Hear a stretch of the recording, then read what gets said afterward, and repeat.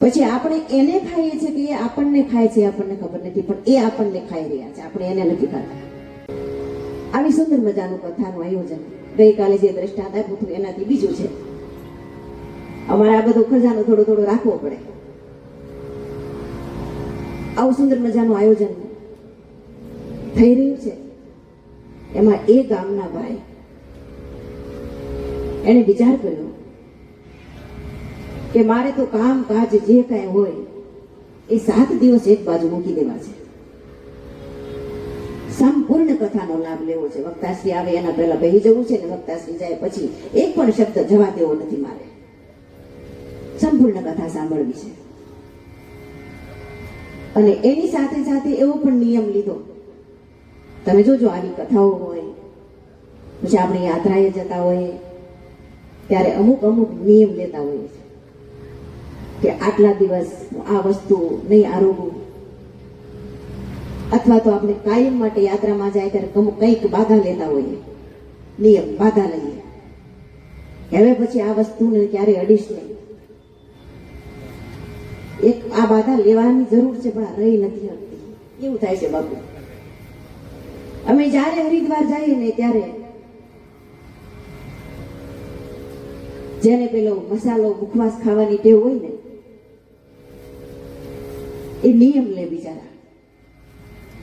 એને નથી ગમતું પણ એ એવું વળગી ગયું છે ને. હવે એને વળગ્યું છે કે ઓલાને વળગ્યું છે એ ખબર નથી પડતી, પણ વળગી ગયું છે એ પાકી વાત છે. એટલે જે કઈ ખાતા પીતા હોય ને એ ગંગાજીમાં સ્નાન કરવા જાય ને ત્યારે એમાં પધરાવી દે. અને માતાજીઓને તો બીજું વ્યસન ઓછું હોય, પણ ચાય પીતા હોય અથવા તો બજાર એ માતાજીને હોય.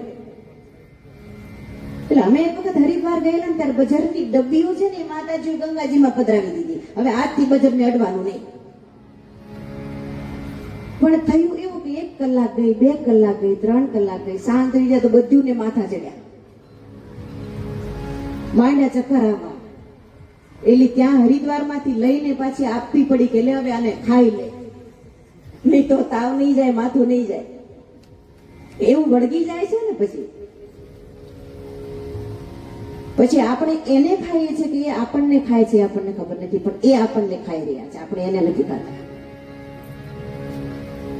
એટલે આ ભાઈએ નિયમ લીધો એ સંપૂર્ણ કથા સાંભળવી, અને એની સાથે સાથે આને કાળો ઉનાળો હોય ને તોય એકલા ઠંડા પાણીએ નાઈ ન શકે, થોડું તો ગરમ જોઈએ. અને એમાં આને નિયમ લીધો કે કથા દરમિયાન હું ગરમ પાણી નહીં નાઈશ, હું ઠંડા પાણીએ સ્નાન કરીશ. 2 નિયમ લીધા. પ્રથમ દિવસની કથા પોથી યાત્રા નીકળી, અને પોથી યાત્રામાં જોવાની આવો કંઈક રંગમાં આવી ગયા. નહીં, એ તો છેલ્લા દિવસે, પણ પહેલે દિવસે જ આજે ઠંડા પાણી નાવાનું હતું ને, એટલે એકદમ શિયાળાની જ ઋતુ હતી એ વખતે. એ ઠંડા પાણી સ્નાન કર્યા અને ધાક લાગી ગઈ. 2 કાનમાં એવી ધાક લાગી ગઈ કે કાંઈ સંભળાય નહીં. બિચારા પોથી યાત્રામાં જોડાયા, કથામાં આવ્યા, પહેલા દિવસની કથા સાંભળી, પણ એક પણ શબ્દ કાનમાં ગયો નહીં. સાંભળવાની બહુ ઈચ્છા હતી, એક પણ શબ્દ સાંભળી ન શક્યા. હાજી એની પત્નીને કહ્યું કે મારી ધાક ખુલે એવું કંઈક કર, મને કથા સાંભળવાની બહુ ઈચ્છા છે, પણ આ ધાક લાગી ગઈ. ઠંડા પાણી નાયો. એની પત્નીએ ગરમ તેલ કર્યું ને એમાં કંઈક લસણ નાખ્યું ને મરવો ને આ બધું વૈદું કરતા માતાજીઓ. અત્યારે તો માથું દુખે તો સીધા આપણે હોસ્પિટલ જઈએ, પણ એ વખતે તો ઘર વૈદું કરતા બધા રોગ ઉપર. પણ ધાક ખુલ્લી નહીં. છતાં નિયમ પ્રમાણે બીજા દિવસે પણ કથા સાંભળવા તો ગયા. કદાચ એકાદ શબ્દ સંભળાય તો હું ધન્ય બની જાવ, આવી એની ભાવના.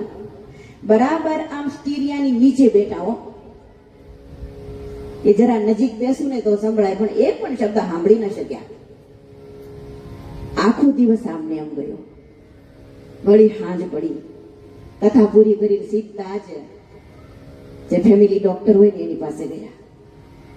એને કહ્યું કે સાહેબ મને કથા સાંભળવાની બહુ ઈચ્છા, પણ કાનમાં ધાક લાગી ગઈ છે, કંઈક કરો.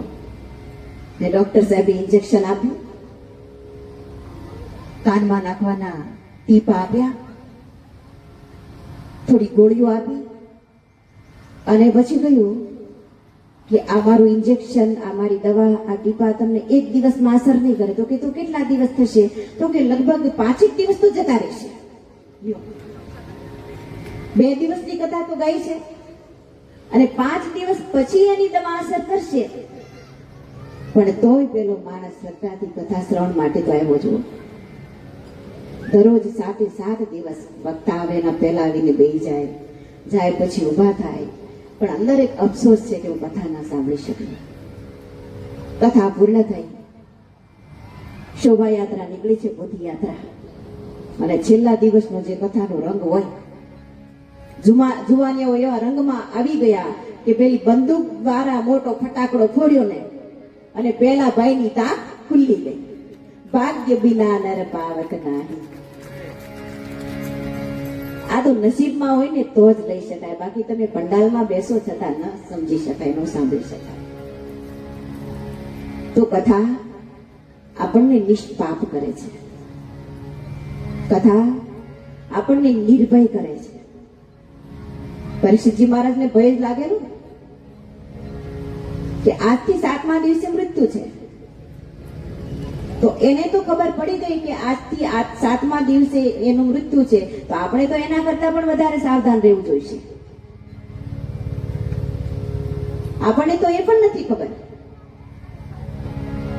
કે ક્યારે આપણી અંતિમ ઘડી છે. ક્ષણ સુધારી લેવાની છે. આના પછીની જ પલ આપણા હાથમાં છે કે નહીં આપણને શું ખબર.